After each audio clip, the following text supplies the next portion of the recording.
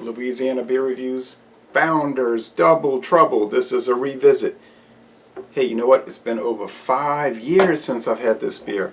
9.4% alcohol, 86 IBUs. This was bottled on June 21st. So it's over 3 months old, but I guess it'll be alright.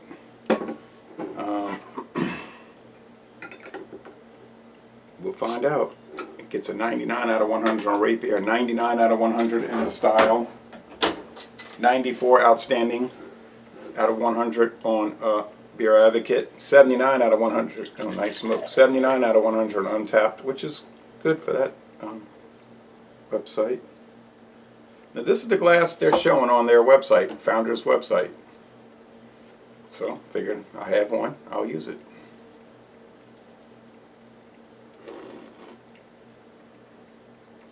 Hey, this beer is still very lively, you saw that? It's got a lot of life left in it, so I think it's going to be alright on the hops. And anyway, the worst that'll happen is it will start taking on barley wine-like qualities, so. And I like barley wine, so I'm not worried about it.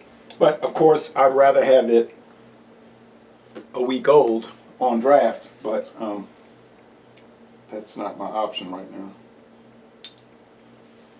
There's a double IPA from New Orleans that I had once, no, more than once, and I liked it a lot. Okay, here we go.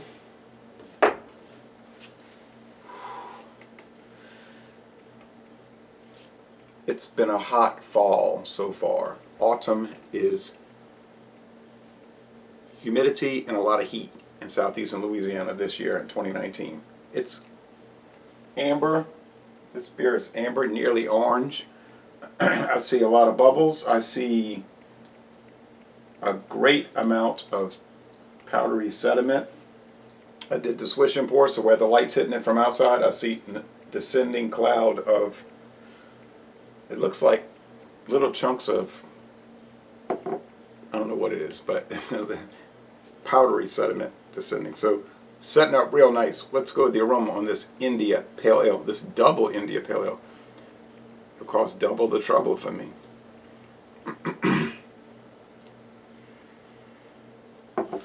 It's got a lot of fruit, pine oil, fruit like pineapple, and maybe even some orange marmalade.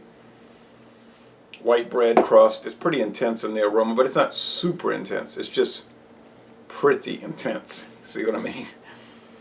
But it's there. There's a nice aroma. Let's go with the taste.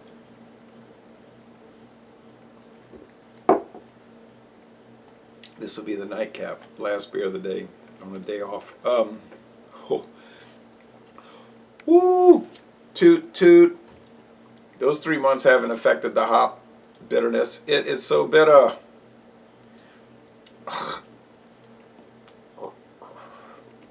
Johnny Neely, who says he doesn't like IPAs because he doesn't really care for them because of the super bitterness.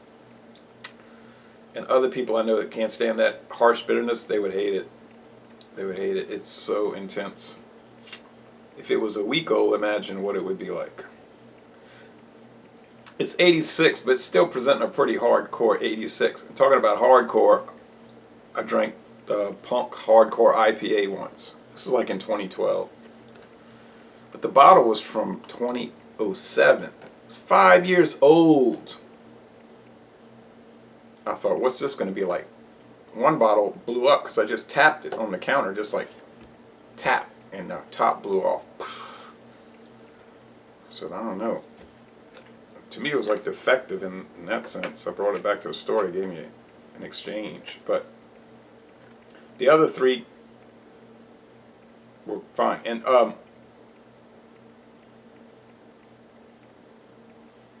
that beer, that Punk IP, that hardcore IPA, 5 years old, the bitterness was still very strong. I said, 5 years, I can't get over it.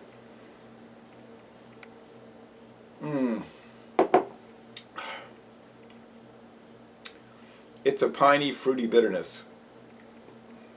You get some pith from a tropical fruit. Sweetness, sugar, white bread crust, a high medium mouthfeel, and a drying finish.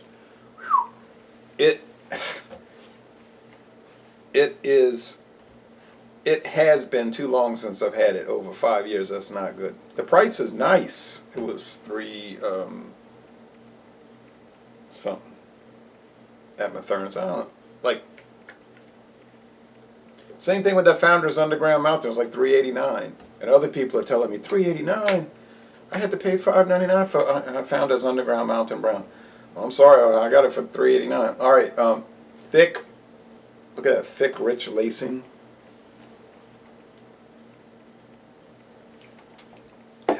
It's really heavy bodied, actually. I would say it's at heavy. It's a heavy body. It's sort of thick. It's extremely bitter. I've had beers, and we've talked about this so many times, like Hop Stupid, which is 102. That's the one everybody talks about. Like I said, reference point. And we say, it's 102 IBUs. It's not that bitter. It's mostly sweet. And that's true. But this one is 86, and it's more intense than the Hop Stupid. I gotta say that. But that IBU is sort of like just a mechanical gauge, basically. Technical number. It doesn't always translate into the real experience. You can have beers that be 32 IBU, and you think, and then they're so bitter you can't get over it. So this is one that's grading above its, it's coming in much more bitter than its indicator.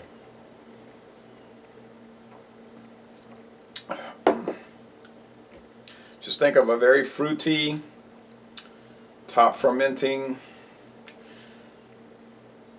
double India Pale Ale in the classic sense. And you got it. You got it. Why is it getting a 99 out of 100 and a 99 out of 100 in the style? Because it's fabulous. It's one of the best values on the market. It was then.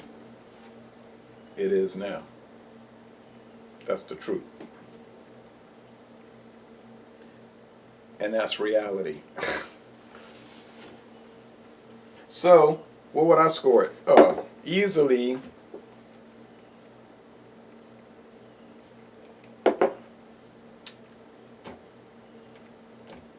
I've been hitting a lot of high scores lately, but that means I've been drinking a lot of great beers lately. If I keep giving 98s for the next 2 years, I'd be really happy, especially when I'm not paying much.